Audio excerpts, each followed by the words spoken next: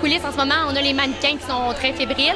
On a une maquilleuse, une coiffeuse qui sont là pour maquiller et coiffer nos mannequins.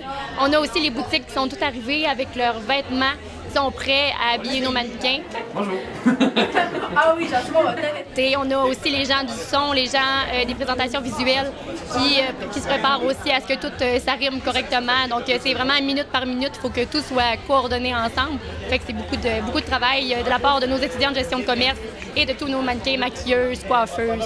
Donc, une grosse soirée. Les étudiants en deuxième année particulièrement et troisième année de gestion de commerce sont impliqués dans le cadre de leur cours, en fait, ça a été intégré. Donc, le plan de salle a été fait en marchandisage. En logiciel, on a préparé les affiches. Donc, dans les différents cours, on a intégré la création de l'événement, la mise sur pied de A à Z.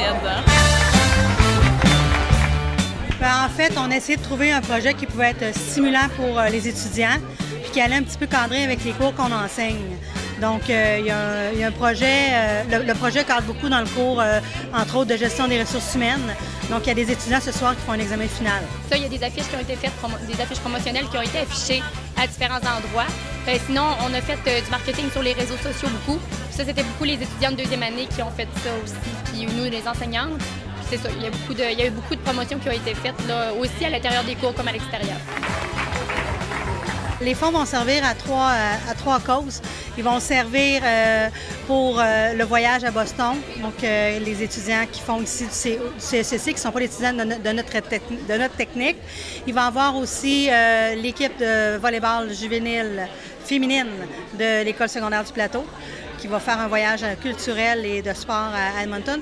Puis notre technique, on a un beau projet qui s'en vient en janvier qui va servir en fait à financer une partie du projet, là. Les étudiants sont très, très impliqués au niveau de l'achat local. OK, au niveau d'acheter Charlevoix, achetons chez nous. Bien, ça fait partie de leur avenir, en fait. Donc, nous, c'est sûr qu'au travers ce projet-là, puis au travers les projets qui vont venir, qui ont eu lieu, bien, c'est l'achat local pour nos entreprises à nous, les emplois, l'économie de façon générale. C'est ça le message qu'on veut lancer aujourd'hui, c'est que, bon, oui, on peut acheter chez nous, puis on a plein de magasins qui peuvent fournir.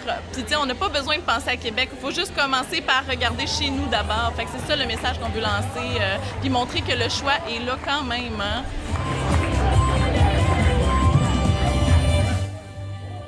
Est-ce qu'on sent que les jeunes, ils le saisissent, ce message-là? Oui, mais en tout cas, les jeunes de la technique, oui.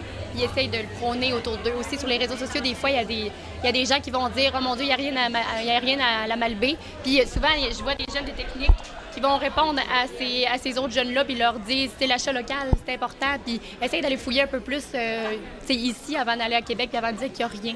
Donc, je vois souvent passer ça sur les réseaux sociaux, puis les jeunes de notre technique sont vraiment conscientisés, puis ils essaient de conscientiser leurs amis.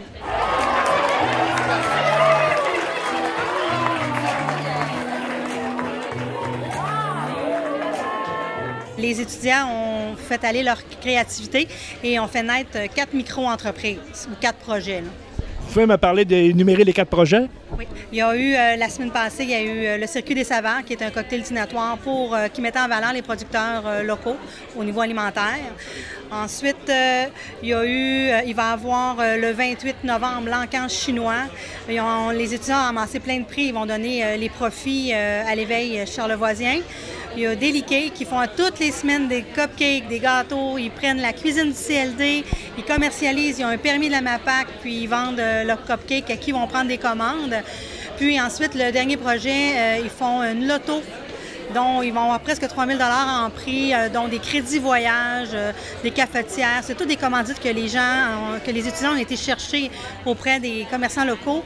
Puis les bénéfices de ça vont aller aux écoles, à l'Éco des Trois-Montagnes, au point de vue du service de garde, des journées pédagogiques des services de garde de Saint-Émile, Notre-Dame-des-Monts et Clermont. Donc, ils vont vendre des billets sous peu, là, et attendre leur licence de tirage.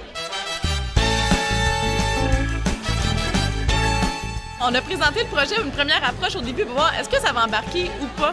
Puis finalement, tout le monde, ah, oui, ça a vraiment embarqué. Là, c'était numéro 1. On n'a pas eu de problème avec ça. Les commerçants, ils croient en la cause, c'est leur avenir aussi à eux autres. Donc, c'était une belle vitrine pour eux autres de justement participer à l'événement.